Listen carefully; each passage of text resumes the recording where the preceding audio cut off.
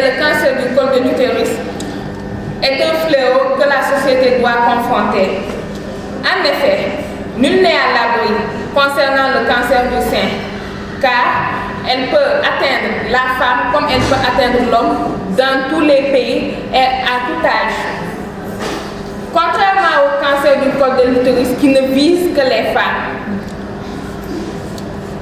je voudrais souligner l'importance d'une prévention adéquate qui est à mes yeux cruciale. Mieux vaut agir que de réagir.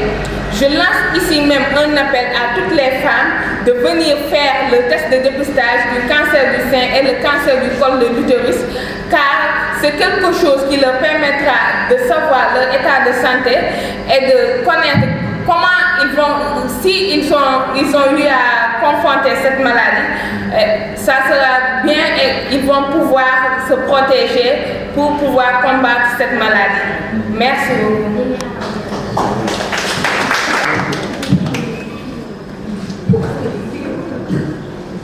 Moi, je sens que il est énorme. Pour la toute première fois, on parle des activités de musculo à l'Université de Dakar. On pouvait parler maintenant de soirée, de dîner de gala, mais vous avez parlé de cette semaine, vous avez parlé d'une conférence sur le cancer du sein. Vraiment, il est énorme. Restez à vous, restez en considération à vous. Le concept est le suivant. Nous allons laisser à nos conférenciers nous présenter, nous parler de façon très brève le cancer du sein et après le la réplique sera à la public. Vous allez vous poser vos questions, vos soucis, si vous avez des incompréhensions sur le cancer du sein. Comme par exemple, moi, je vais commencer dès maintenant, on va vous poser des questions. Là, moi, il y a cancer. Cancer, est-ce que c'est un gros cancer régal? Ou est-ce que c'est un cancer? Ou est-ce que c'est un cancer? C'est une question. Tout le monde est libre. La parole est à qui veut la parole après mon conférencier. Et je vous en prie, vraiment, on est dans les lèvres, que tout le monde pose une question. Pour le maximum de concentration, et nous intervenons, Inch'Allah. Et avant d'aller la parole à nos conférenciers, permettez-moi aussi de présenter notre grand frère, notre conseiller, un leader pour nous, et notre désiré, coordinateur de la liste Rose Désiré. Bonsoir à toute l'Assemblée. Donc, je dirais merci de m'avoir passé la parole. C'est un honneur pour moi toujours et ça serait toujours un plaisir de venir représenter la famille. Parce que comme vous l'avez dit, nous sommes une famille en fait. Nous venons d'une même localité et si nous avons des grands comme le concept Mouskendo comme nous l'avons choisi et qui prennent des initiatives pour lutter contre ces fléaux qui gangrènent cette société, je pense que c'est un acte à saluer. Et je pense que tout le monde devrait s'y engager, donc faire de notre mieux pour vous soutenir. Et je pense aussi que l'aspect le plus crucial, c'est quand on va dans une société où presque les chances de réussite des femmes sont réduites à 10 par rapport à l'homme. Par exemple, à l'université, vous voyez quand vous fréquentez les amphis, il y a moins de femmes. Parce que pour la plupart, une fois le bac, d'autres vont se marier et tout ça. Donc, vous voyez jusqu'à ma soeur, vous voyez très peu de femmes dans les amphis, des filles qui vivent dans les amphis. Donc, si vous voyez des femmes prendre des initiatives aussi nobles que ça, nous ne pouvons rien faire. Nous pouvons seulement leur apporter notre aide. Et je lance un appel à toute l'Assemblée, aussi à tous ces gens-là, les cadres et leaders du Sud, je dirais même du Sénégal, de participer à chaque fois quand ces braves dames sont en phase ou sont en train de faire de tels actes, parce que c'est des actes à saluer. Et particulièrement à mes frères du mouvement Kekendo, à nos petits frères et voilà, de venir à chaque fois quand ces braves femmes organisent, de venir leur prêter main forte. Je pense que c'est essentiel et c'est vraiment ce que le peuple nous pouvons faire pour elle. Donc je remercie aussi l'Assemblée vraiment et je vais devoir m'excuser parce que voilà, j'ai une réunion en gros. Et vraiment, je vous remercie. Bienvenue pour cette prise de parole et pour ces conseils aussi. On prend l'acte, comme le font les Sénégalais. Maintenant, sans plus tarder, nous allons entrer dans le vif du sujet. Nous allons laisser la parole à l'étudiant de la faculté de médecine pour qu'il nous parle de façon très brève le cancer du sein et du col de l'utérus. Et après, nous reviendrons sur vous pour que vous nous posiez des questions. Donc, je vous invite à la concentration pour pouvoir nous dire ce que vous avez entendu. Bon, merci. Bonsoir, Mourou et bonsoir aussi le président. Vraiment ravi d'être là et parmi vous aussi. Aziz Diaw, bonsoir et merci encore. Donc, comme je parlais, à chaque fois, dañuy gis ni cancer du sein chaque jour day augmenté. Chaque jour, il y a une sensibilisation. Mais malheureusement, France a une def. Maintenant, on se pose la question, est-ce que France a une def? Moi, je suis beaucoup, je suis dégg moi, je suis beaucoup, tellement je suis beaucoup, ñu ne ñun bi ma ko waxee ko ñun tey jii nii conférence bi tey olof nañ koy wax conférence bi tey faral ko baax na fi nii wax lépp mu leer détail yëpp mu leer ba nga xam ne képp ku nekk si ensemble tey boo fiy génn bu ñu naan lan mooy cancer waxuma cancer du sein wala cancer ne lan mooy cancer yow di nga mën a expliquer lan mooy cancer ku góor dina mën a expliquer lan mooy cancer ku jigéen dina mën a expliquer aussi lan mooy cancer donc tey ñu dugg sujet bi avant tout man étudiant la faculté de médecine maa ngi soog a terminé sama deuxième année donc nekk sama troisième année Aziz moo wax sànq yaa am dara ne ma dañoo am benn conférence boo xam ne war nañ kaa def donc du coup aussi ñun nous sommes des gens yoo xam ne lépp luy la santé daf ñu intéressé parce que loolu si loolu la ñuy ñëw on a des jeux de consultation gratuite tout ça donc tey sujet bu nekk cancer du sein lan mooy cancer du sein bu ñu déggee cancer te gis que ni ay cellules yoo xam ne yi nekk si yaram bi seen formation ba ñu mujjee yàqu mooy malformation des cellules ñoom la maintenant cellules yooyu noonu nag daam si fu ñuy nekk si ay kër moo tax à chaque fois ñuy wax jigéen ñi dañuy def ay palpation di laal dañ koy xaaj boo jëlee sein bi da nga koy xaaj da nga koy def nii 4 côté am fii benn ñaar ñett ñeent à chaque fois boo lambee yàlla mën a def nga gis ay doom yi parfois mu ngi benn doom yi boobu noonu ngay gis du métti du mës a métti et que aussi tamit day progresser à chaque fois day gis ñu augmenté maintenant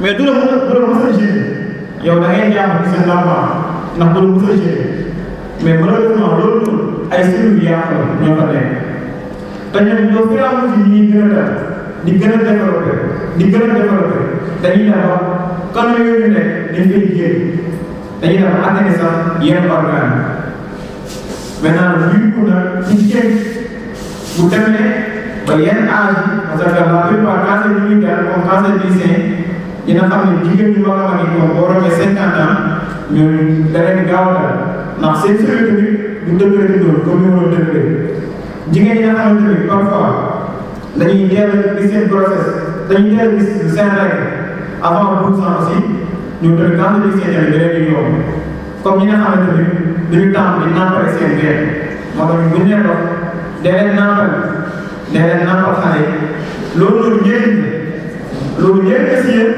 njëriñ la si xale bi non tey amuñu fi laakal amuñu fi nëbbu di utiliser ay mots francs non nañ jaar si digg bi ñëpp xam ñu jaar si ñun ñëpp xam j'espère que mooy liggéey wala assemblée bi loolu ah moo gën donc seen yooyu bu demee ba am benn degré bu nekkee si kanam boobu noonu naan seen kanam mais bu nekkee ba nekk si kanam boobu après bu ñu demee dem ba maat ba so nekk si benn degré boobaa bu ñu génn dina gis ne affaire bi augmenté na bu demee am daal bu ñu demee palpation dañ koy mën a teg dañ koy mën a naan maintenant nag traitement bi nag foofu la plupart traitement chirurgical lay génn c'est-à-dire dañ koy opéré bu ñu opéré cancer ndax li tax cancer grave mooy que boo ko amee ba amee fii d'ici quelques années mën na ñëwaat fii ce qu'on appelle des métastases moo tax à chaque fois day ñu ki am cancer jusqu'à 5 ans après ñu gisaat cancer bi feneen on se pose la question moo tax cancer nekk lu yéeme moo tax prévention bi nekk lu am important ñëpp war kaa def kooku noonu tey ba amee cancer ba ñu làmboo boo war kaa def chirurgical war kaa opérer dañuy utiliser ay méthodes soit radiothérapie la ñuy utiliser soit ce qu'on appelle des chimiothérapie yéen a koy dégg léegi bu ñu jëlee radiothérapie chaque jour day am dose yu ñu koy def ba 5 la plupart 5 jours waaye ba 5 jours après ñu utiliser la chimiothérapie maintenant cancer bu nekkee doole bi dafa am doole romb ay 5 centimètres. bi ñu ko opéré li ci jóg mooy wér boobu dañ koy éliminer li tax ñu éliminer wér boobu noonu c'est normal mais bu ñu éliminer lu ñuy jaar sérieux lu baax si dal da nga xool ci dafa ay analyse ñu xool analyse bu dee gis ci cancer alhamdulilah da ngay continuer maintenant sa traitement donc loolu mooy nekk ay cellules yoo xam ne cellules yu yàqu la yoo xam ne yàqu si boppam mooy dans ce qu'on appelle les métabolisme automatique c'est autonome la cellules yàqu nañ ñoom ñooy développé la benn organe moo tax à chaque fois ñooy ñaan aussi que en bu ñu nee xale laa rek wala jeune laa wala 20 ans laa wala 30 ans wala non à chaque fois octobre dañ kaa dajee rek ñu naan cancer du sein mais à chaque fois chaque jour nit mën na doon xool yaram chaque jour nit mën na doon gëstu yaram ñu xam que ni cellules yooyu ni ko jigéen amee noonu la ko góor amee même si bu nekkee si 1%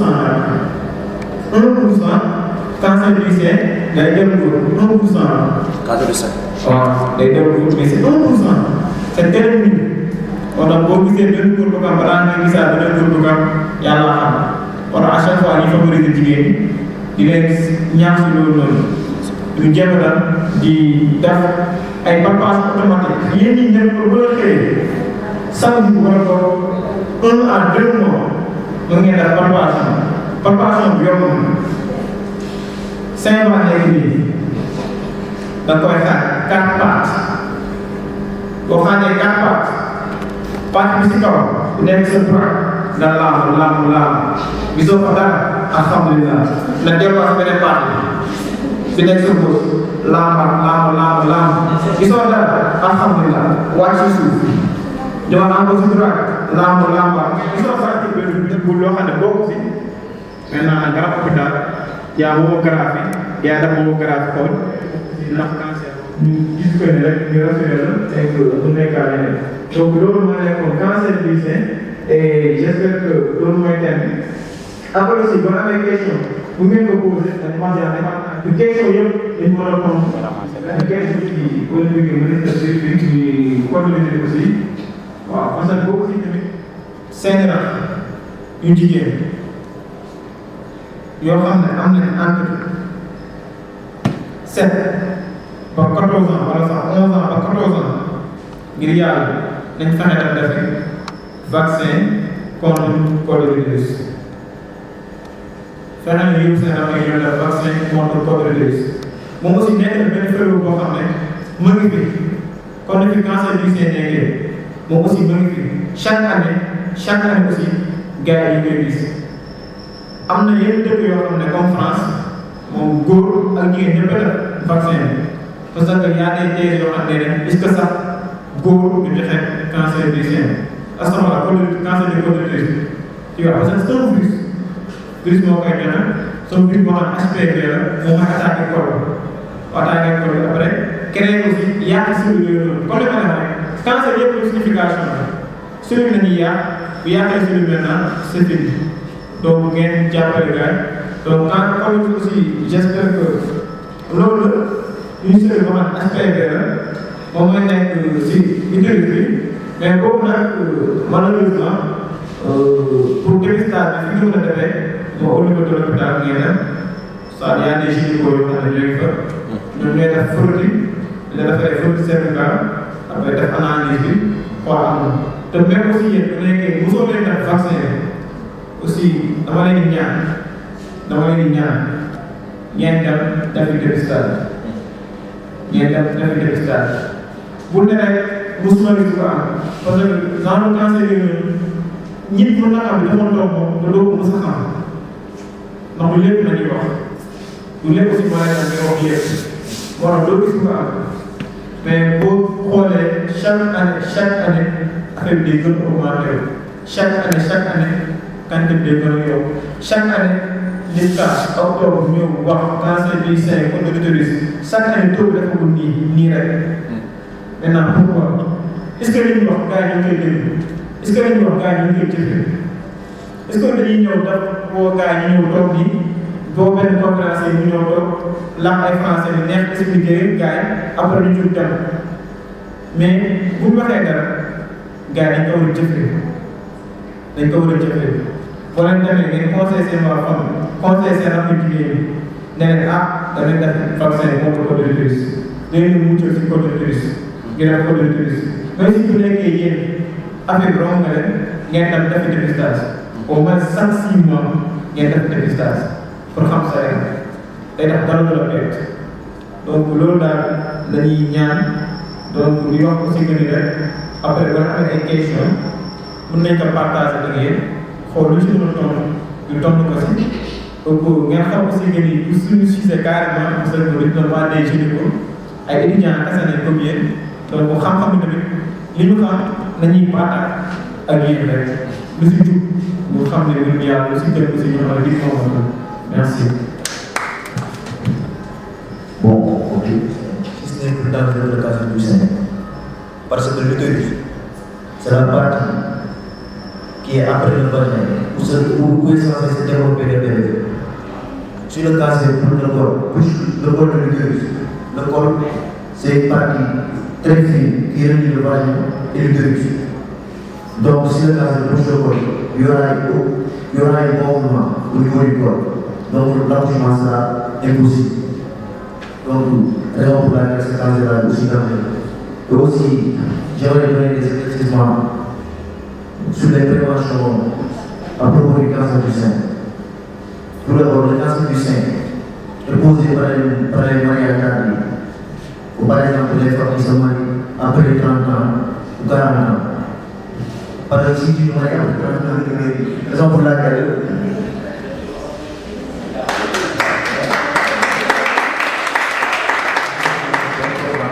de faire des activités physiques régulières. Et aussi avoir une très bonne alimentation, c'est-à-dire de manger des choses qui ne sont pas trop grasses, c'est-à-dire des huiles et tout ça. Un ulcère et qui ronge. C'est pourquoi je vous demande juste 2 secondes d'applaudissements pour vous 2 étudiants-là. Pourquoi complexe. Vous pouvez être très pertinent aujourd'hui en classe, en matière de dissertation, en matière de communication. Je suis même stressé, je peux dire.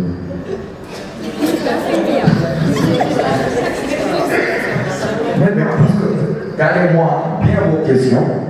Avant de venir aux questions, permettez-moi de détendre la salle. Parce que quel est le mot de rien? Quand c'est une utérus, vous avez encore de l'utérus, tu disais quoi? Mon poète. Qui avait écrit un livre poète. 2 violents amenés le verre chez la nation.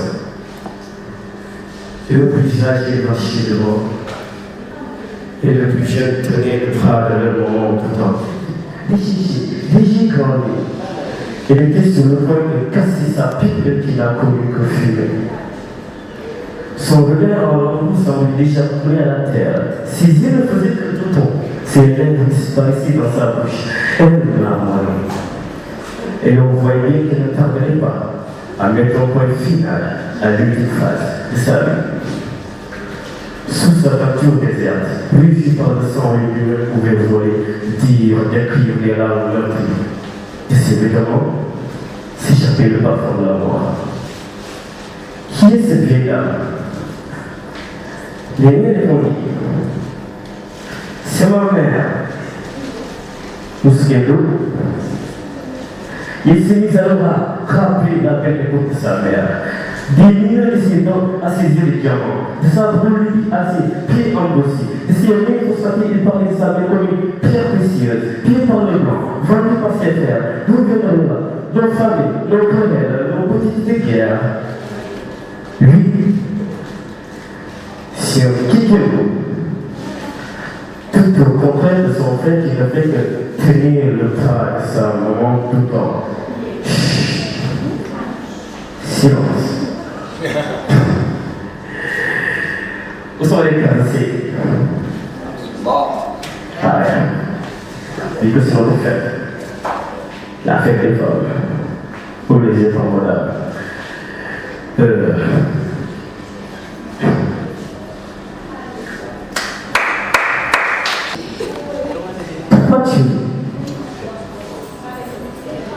moi, j'étais sûr qu'on se leverait.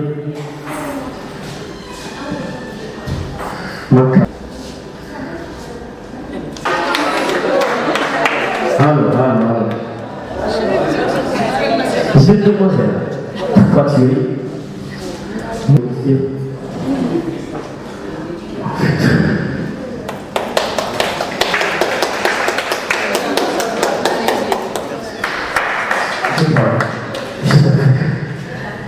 Ok, merci, chef. Encore des applaudissements. Je vous assure, le stress n'a que deux rôles.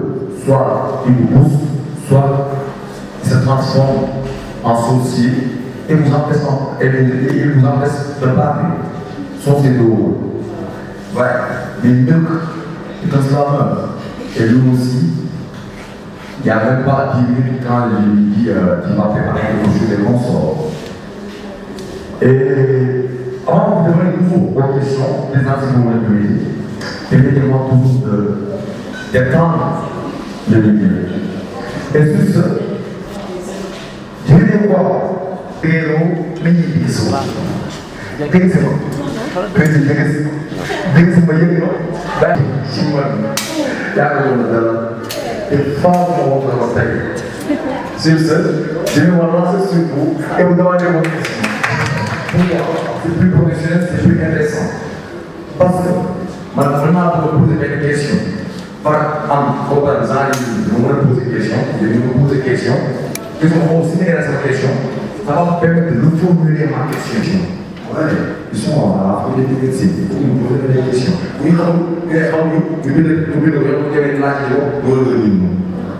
C'est bon? Alors la parole à qui veut la parole? Qui veut la parole?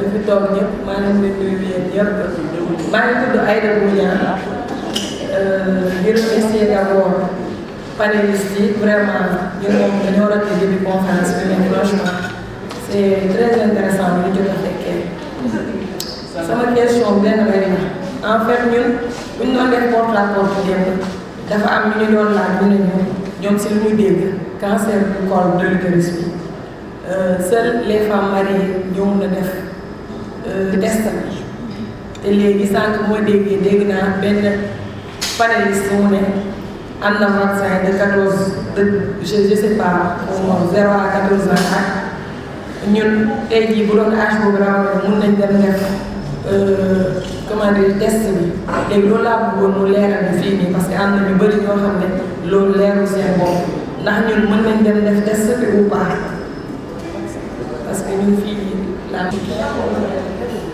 moom moo ko doon jëm sama ñaareel ma ci posé question d'accord Ibrahima Cissé Bata et après que waaye maa posé aussi des questions. comme li nga wax nga xoolee pourquoi ne cancer ci dépistage ñu koy wax famille parce que frotture vaginale et que frotture boobu noonu daa am lu ñuy dugal maintenant nag la plupart ñu xam ne ni fii nii Sénégal dañoo fonk ndaw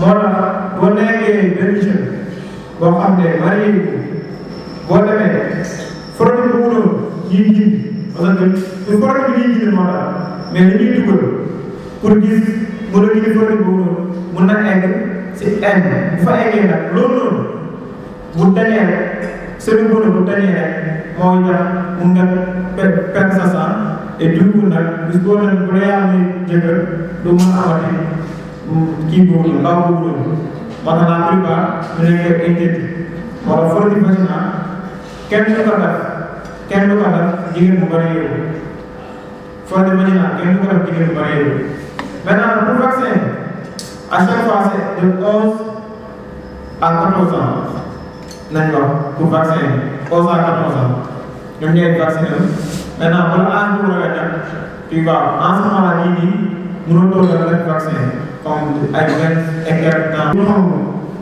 c'est de 11 à 14 mais suñu gën a xamagum daal loolu la maintenant pour dépistage bi nag frotture boobu noonu famille yi ñoom lañ koy mën a def parce que law boobu noonu la gars yi di bañ yaaxal kii comment dirais-je. Man j'ai juste 2 questions à poser. La première est que si le cancer du sein peut être guéri, bon. La deuxième tamit dama bëgg a xam na col de l'utérus day rey. waaw cancer du col de l'utérus si day rey. Moi, je vais juste faire une intervention en plus de poser aux conférenciers une question. Bon, je leur dirai bon, félicitations pour Moussiguelo, parce que c'est une première dans l'histoire de l'hypothèse ici, depuis 2016. Et vous avez transformé les obstacles en opportunités. Nous vous disons, la famille nous disons félicitations et nous souhaitons de continuer sur cette thème qui est intéressant. J'ai une question par rapport aux conférenciers. C'est un cancer féminin, c'est-à-dire un cancer typiquement aux femmes. Donc, ma question est la suivante. Est-ce que l'homme peut atteindre un cancer de sein? Si oui, quels sont les symptômes qui vont être à l'origine de ce cancer? Je vous remercie. C'est Ami, hein? Ok, Ami. Ok, donc sa question mooy ndax cancer du sein mën na wér? Mën nañ ko faj. Cancer du sein mën nañ ko faj. Mais comme daa am naan ay métastase moo tax bu ñu ko fajee bu ñu demee ba def opération chirurgicale la plupart du temps cancer boobu dafa génne mais par malchance mën na def beneen métastase boo xam ne day benn 5 à 6 ans koy gisaat mais cancer du sein mën nañ ko faj mën nañ ko traité cancer yow na faj parce que da ngay faj fii mu am feeñaat feneen donc jéem a faj ko bu feeñaat feneen moo tax cancer jafe mais bu dee cancer du sein moom lu nga teel a gis ba def chimiothérapie la plupart nag am na tamit ay risques ak ay mais c'est très faible waaw yoo xam ne day jiitu mais am ay 5 ans après gisaat waaw métastase mais c'est très faible. maintenant beneen bi mooy naan cancer du li nga wax donc aussi comme cancer yëpp ñuy rey cancer du sein loolu lay rey waaw ñu jaarale ñaamaale sax cancer du poumon tamit pour seulement suñu mbokku góor yi di sóoraale bu baax a baax donc aussi tamit chaque année mu fëlewu di gën a yokk la plupart li koy augmenté mooy abdoulaye Daba waaw ak alcool ñu jéem kaa may j'ai pas du tout quoi abdoulaye Daba ak alcool waaw mais quand c'est am nañu naan tabac aussi ak alcool tamit mën na nekk pour suñu cher maître bi suñu cher maître bi tamit naka la ah Diop waaw monsieur Diop donc damay laaj moom rek waa lépp lu tomb la mais si góor day am cancer sa góor aussi am na ay cellules mammaires comme ni nga amee parce que utérus góor amul utérus utérus yàlla jigéen la woon parce que utérus loolu mooy bu fécondation amee ba pare bu ma daan cancer loolu la utérus parce que amul utérus bu dee ci symptôme cancer du sein ci or nan lay manifesté woo kii mën na manifesté woo par ay saignement comme noonu muy benn bi ñuy wax comme su fekkee woon xaw ci génn ay am ci góor boo xam ne dafa am kii cancer du sein ñaar yooyu daal ñooy cause principale cancer du sein pour góor. Question encore. Ouais.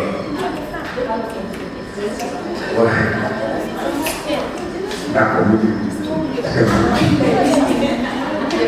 L'origine du cancer maanaam lan mooy andi cancer lan moo tax ñu naan diw am na cancer lu koy andi loolu lay sama question. Je suis étudiante au département de lettres modernes L3. Maintenant, avant de partir, je voulais faire quelques éclaircissements concernant le cancer du col de l'utérus. Quand on dit l'utérus, ça dit que parfois, quand on va chez le gynécologue, on fait l'écho pelvien, ça dit que c'est l'écho qui concerne l'utérus. Ça dit que quand on est en état de grossesse, c'est là où se pose l'enfant. Maintenant, c'est très rare que le cancer du col de l'utérus, jàng war ko mën a am dans les normes normaux maanaam ku vierge waru ko am en général bu ko amee rek nga xamante ne c'est exception wala bëriwul ay 1%. mais fu muy gën a bëree mooy ñu am jëkkër yi wala ñu nekk di def rapport bu abusif quoi mais jàkk bu ko am yombul parce que jàkk ba ñëw ba du lay fa écho sondage parce que duñ dugal pour des DGR. yaa ngi comprendre c'est pourquoi parfois on a l'écho pelvien wala écho abdo-pelvien. yaa ngi comprendre parce que soo ko amee utilisé monsieur Bonamou parce que góor amul varié képp ku amul varié rek amul utilisé parce que doo def accouchement normal. léegi pour bu gën a ñëwee ñaan yàlla alaaka la nga seen bi nga si daal di mais nag parfois da gis nit dem nekk en état dem hôpital dafa ko écho pelvien nga gis doom bi mu nekk si yeneen en dehors mais kii dafa ko écho abdo-pelvien parfois en général grossesse boobu dañ koy interrompre ndaxte baaxul parce que wóorul léegi grossesse bu gën a baax c'est l'utérus donc moo tax jigéen ñi ko kii waxee sunu moromu étudiant képp ku am sa rak nga xam ne yow passé âge bu wax sa rak mu dem mu vacciné parce que yow moom passé ko mais sa rak passé bu ko tamit ma ñëwaat sama question mooy lan parce que kii sax dafa am importance mu ne l'allaitement fait partie des préventions du cancer du sein maintenant ku amul jëkkër mën nga arrêter sa copain oui ou non.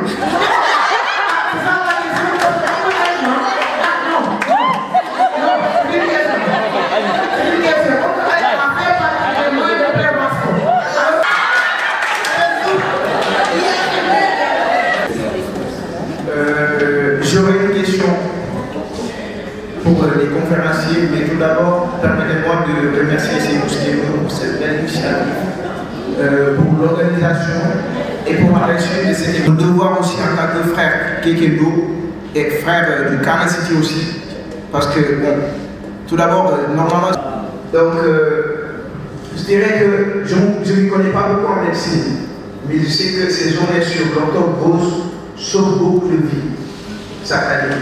Donc,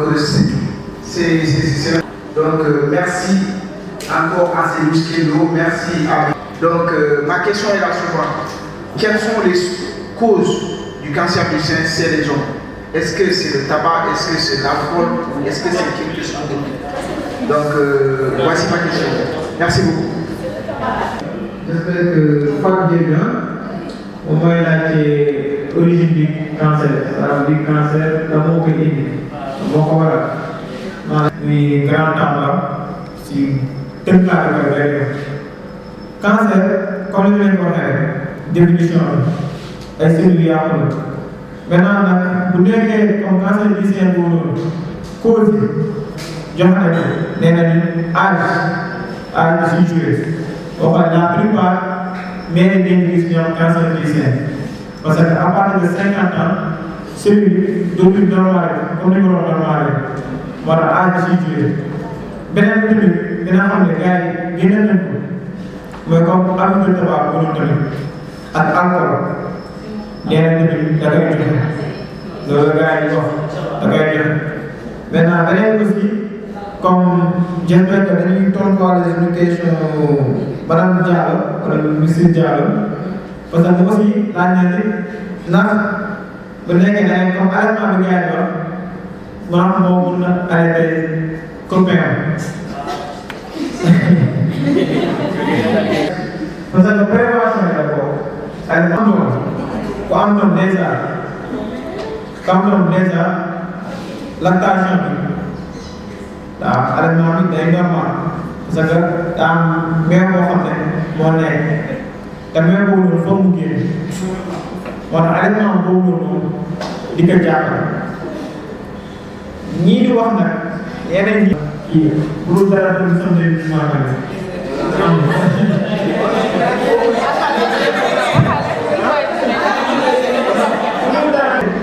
daa def prévention wér yoo xam ne lu may kanam traité la lii ak lii ak lii pourquoi pas mu fee bàyyi yooyu yëpp ne non da ngay dem temps allaitement non waaye nga xam ne parce que la plupart dañuy gis ni jigéen yoo xam ne dañuy am doom di jël ay meewam di ko jox seen doom dañuy développé ay cancer du sein et que ñi nga xam ne ñoom normalement dañuy développé cancer du sein maintenant on se dit que ni allaitement boobu noonu moo leen dimbali mais ñu xam aussi que ni mère bi nekk si moment yow analyse la gis tëpp ñu noir ñu ne lii nii cancer lay fekk gis ko ni loolu ay solution j'espère que mooy pour Tamba aussi dina xam ne dafay laajee pour homme bien sûr cancer du sein pour homme tamit c'est la même chose parce que góor tamit am na ay oestrogène aussi bu nekkee c'est un peu faible c'est un peu faible moom aussi cellule tamit bu leen may yàq tamit di waaw comme li nga sama collègue waale waxee rek ay doon c'est le même phénomène loolu aussi ñu xam ne kii bi mun na cancer du sein mais cancer du sein moom à part allaitement bi ngay def si jigéen ñi nga gis dooñu wala si góor aussi nga gis ne xaw na am woofale tuuti par rapport ak les deux moments je dis que ni leneen di des bon grade moo koy confirmer wala analyse la yooyu ñoo koy confirmer j'espère que c'est juste ça quoi.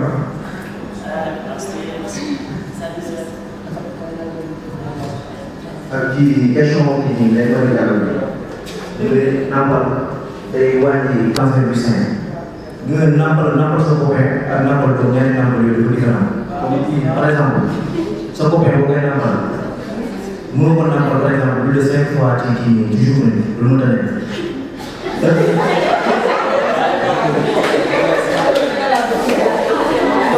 par exemple allaitement luy tax pare sa wéy di defar meew nga fekk xale bi nàmpal moom moo expliqué sein bi muy weer benn euro bu yokk prolactine boobu nag mooy tax weer bi di defar meew prolactine bi nag lu koy synthétiser mooy nàmp yu régulier comme par exemple xale bi nàmp suba nàmp ngoon nàmp guddi maintenant nag moo tax boo amee copain bu dee nàmp yi loolu mën na wàññi dara ci cancer parce que wala copain bu nàmp bëri loolu moo tax moo tax pour prévenir da ngay di yàlla may laaj dëgg waaw yéen ñi débat ay doom mu am loolu moom moo leen gën ci cancer ak tamit dafay ngeen di faire ay activité physique parce que Sénégal sédentarité ñu bëri bu nga gis jigéen bu ñu activité physique c'est très rare te graisse yooyu noonu ay hormones yoo xam ne nii mën na causer cancer du sein yi laa moo tax c'est important ngeen di faire ay activité physique waaw ngeen bàyyi xel ci ñaari nàmp yi bokkul.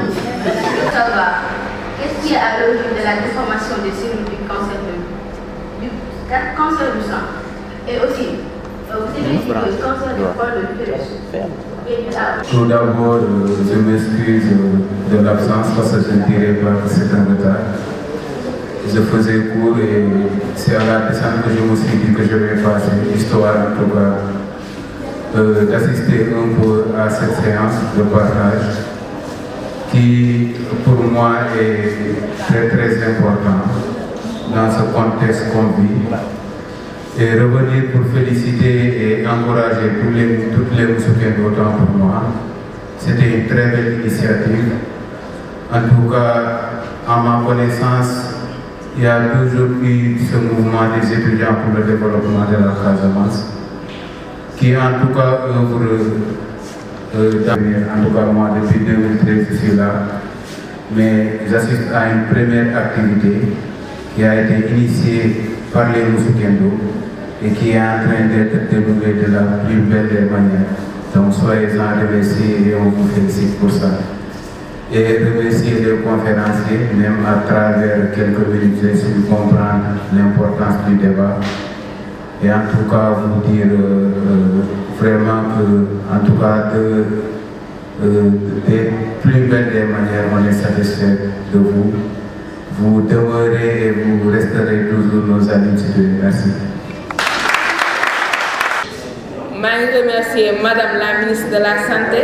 Je remercie suñu marraine bi Madame Victorine Anke Ndeye. Je remercie Mamboy Diaw ndax ñoom ñoo ci gën a jàpp macha allah jàpp nañu ci suñu octobre rose di remercier ñëpp Mouskendo yëpp macha allah mention spéciale à vous le mérite vous revient ndax bu toll yéen tey lii di doon am yéen a ci jàpp donc je vous dois merci. waaw salaamaaleykum suñu mbokk auditeurs yi waa Kasumay TV man la woon seen sœur Aïssatou Sané ñoo fi ñëwaat université Cheikh Anta Diop ci journée les Moussoukiendo c'est-à-dire jigéenu Kekendo yi ñoo doon organiser journée octobre rose 72 heures une première édition. Alhamdulillah, ñu ngi sant yàlla les choses se sont bien passées léegi damay recueillir quelques réactions pour ñu wax leen point de vue ak ngeen am un peu d'aperçu ci édition bi léegi je suis avec la présidente Khadijatou Badji. Khadijatou, salam alaikum. Alaikum salam. Veuillez vous présenter à nos auditeurs. Bonsoir, je me nomme Khadijatou Badji, je suis la présidente des Mouskendo. Voilà, merci Khadijatou. Qu'est-ce qui vous a inspiré à organiser les 72 heures d'Octobre Rose? J'ai organisé les 72 heures d'Octobre Rose avec mes Mouskendo parce qu'on a vu que le taux de cancer de l'utérus et le taux de cancer du sein augmentent et le taux de mortalité est très fréquent. Alors que le test de dépistage permettra de découvrir si l'on a le cancer ou pas. Car il faut faire les tests de dépistage régulièrement. C'est ce qui permettra que vous découvrez si vous avez la maladie ou pas. Car quand on découvre très tôt la maladie, on peut s'en sortir, on peut en guérir. Mais quand on découvre tard la maladie, là c'est la catastrophe. On a des difficultés pour s'en sortir. Et le traitement du cancer est très cher. Merci. Voilà. Maintenant, on a vu que le matin, vous avez organisé un don de sang. Les choses se sont bien passées. Vous avez aussi préparé des repas. Et dans la soirée, vous avez décidé de faire une conférence pour un peu approfondir sur le cancer et surtout celle du col de l'utérus et celle du sang. Voilà. Maintenant, pour ce qui reste du programme, qu'est-ce que vous envisagez? Oui, j'ai organisé la conférence pour sensibiliser les gens à venir faire le test de dépistage, pour que les gens n'aient pas peur de faire le test de dépistage. Le test de dépistage se fera demain à l'ancien tandis social de l'UCAD, Inch'Allah. J'ai organisé le don de sang pour sauver des vies. Soit ils ont perdu du sang, soit ils ont fait des opérations et tout. Donner du sang, c'est sauver des vies. Donc on doit donner notre sang, être des donneurs de sang. Tantôt pour le cancer, j'invite tout le monde à venir faire le test de dépistage pour connaître l'état de leur santé car nit da ngay xam sa bopp xam sa yaram lu ci nekk pour ëllëg nga mun a ne ñeneen ñi tamit ñu ñëw jàpp si ñoom it tamit ñi xam seen état de santé mais tey jii yow boo ko organisé yow sa jëmu bopp defoo te yow xamoo sax li nekk sa yaram tamit c'est autre chose. Ouais, maintenant pour le dépistage c'est gratuit ou bien c'est payant? Le dépistage c'est gratuit et dafa ànd ak don de serviette hygiénique inchallah. Maintenant votre mot de la fin et les partenaires à remercier. Je dis merci d'abord au Mouskendo. Je rends hommage au Mouskendo parce que dañoo jàpp ci activité bi. Je rends hommage à notre marraine madame Victorine Ankedich Ndeye ndax bu doon moom tey lambay ñaaw. Je remercie aussi madame le ministre de la santé. Je remercie monsieur Mamboy Diaw ndax ñoom yëpp jàpp nañ ci combat bi wax dëgg fa yàlla machallah mention spéciale à eux. Je remercie tous nos partenaires ku lim Dioum maa ngi remercier ñëpp di sant ñëpp voilà. Ok, merci beaucoup. Merci à vous. Avec notre frère Paul. Il est aussi du Kekendo et de la Kana City. Voilà. On va recueillir ses impressions. Qu'est-ce que vous pensez de la journée? Veuillez vous présenter d'abord. Bon, je me nomme Paul Baro, étudiant en marketing et communication en Master 1. D'abord, pour cet événement, je dirais, pour une première, je dirais que c'est déjà réussi. Parce que je suis ici depuis 2018, mais je n'ai jamais assisté à un tel événement. Donc, sur ça, on peut dire que vraiment, nos Mouskendo ont réussi à travers leur inspiration d'organiser cette magnifique journée. Maintenant, quel est le conseil que vous donnez à la présidente et à toutes ses coéquipières? Bon, je demande aux présidentes et à ses camarades de se motiver davantage et que pour une première, c'est un très bon exemple et qu'on espère pouvoir assister à d'autres événements plus importants que celle d'aujourd'hui. Et maintenant, votre mot de la fin? Je remercie tout le monde. Je remercie aussi les Mouskendo et aussi tous les gens qui ont participé pour la réussite de cet événement. Et que personnellement, en venant ici, je ne savais rien du cancer de col de l'utérus ou du cancer du sein. Mais à travers cet événement, j'ai pu recueillir des informations qui sont tellement importantes parce qu'on est appelé à être des parents, on est appelé à avoir des enfants et des femmes et tout ça. Donc je pense que le sujet nous concerne en tant qu'homme. Vraiment, merci beaucoup. Merci beaucoup. Oui, bonsoir chers internautes, bonsoir chers étudiants. Je me nomme Ndeye Douga Diallo, je suis étudiante au département de lettres modernes L3. waaw ñu ngi kontaan bu baax a baax si bisu waa Mouskendo yi waaw macha allah jàll na si jàmm commencé nañ premier jour par set setal ñu jóge foofu noonu ñëw ci tey jii te ñu ngi ñëw tey si don de champ te suba incha allah dañuy dem si dépistage yi di wax ne wax dëgg yàlla ay jigéen yu jàmbaar leen ay jigéen yu exemplaire leen parce que comme ni ñu koy waxee rek dans la vie parce que lu góor mën def benn rek jigéen mën na ko moo tax benn instant ñun jigéenu Mouskendo dañoo jóg xeex pour lan pour la démocratie xeex pour lan pour l'équilibre entre les hommes et les femmes te incha allah lii suñu première édition la ce n'est que le début d'un commencement on est prêt à tout faire dans logique dans la transparence et dans l'éthique te incha allah bëgg nañ un campus meilleur bëgg nañ fu ñu tuddee campus ñu tudd les Mouskendo bëgg nañ fu ñu cité par exemple jigéenu Sénégal ñu cité ñu parce que car nous sommes l'avenir de demain comme nous ko doon un philosophe waxee rek le développement du pays passe par l'éducation des filles nous sommes l'avenir de demain parce que instant yi nii ñun rek ñoom ñoo mën a génne université bi génn par suñu talent génn ko par suñu travail si naan ñu booloo bokk ndey bokk baay travail yow ñu xam ne ñun benn bii lañu am mooy lan continuer suñuy étude ëllëg ñu continuer ci Sénégal boo xam ne c'est un Sénégal de demain parfait maintenant on sait que le Sénégal n'est pas parfait mais dañ ko bëgg tendre vers le parfait wasalaam merci di leen wax ne suba des na dépistage na ñëpp ñëw ce n'est que le début d'un commencement ñu ngi remercier tamit suñu homme politique yi à savoir madame le ministre à savoir monsieur Mamboy Diawo di woote tamit ñeneen homme politique yi di woo ñëpp di wax ne li nekkul liggéeyu par exemple les gens de Kolda wala de Casamance dañoo bëgg ñëpp parce que nous sommes à l'université et l'université c'est le Sénégal en miniature mbàyyi ñu kenn ñu ngi woo ñëpp pour le travail de Mouskendo merci wasalaam Ndeye Douga Diallo merci. Bienvenue sur votre chaîne en collaboration Kessouma TV en collaboration avec Mousnakh TV tey mu doon une journée boo xam ne vraiment c'est une journée à magnifier mu doon les 72 heures de Mouskendo pour la première édition mu ngi koy def fii à l'université Cheikh Anta Diop donc ñu assister fii une cérémonie boo xam ne vraiment c'est à magnifier donc mu doon leur thème comment dirais-je cette maladie du cancer moom lañ doon def la conférence tout à l'heure mais ça a été bien parti donc mu doon une fierté aussi pour nous en tant que Sénégalais d'avoir ces filles qui sont étudiants, ces filles aussi qui ont vu par exemple comme thème le cancer. Je salue tout le monde et je salue aussi la collaboration des étudiants qui ont fait le déplacement depuis partout pour pouvoir assister à cet événement, cette cérémonie, ce 72 heures pour une première édition de Muskendo. Donc nous donne une fierté pour nous, donc nous vous remercions. Donc à la prochaine pour les 72 heures de Muskendo de l'université Cheikh Anta Diop de Dakar.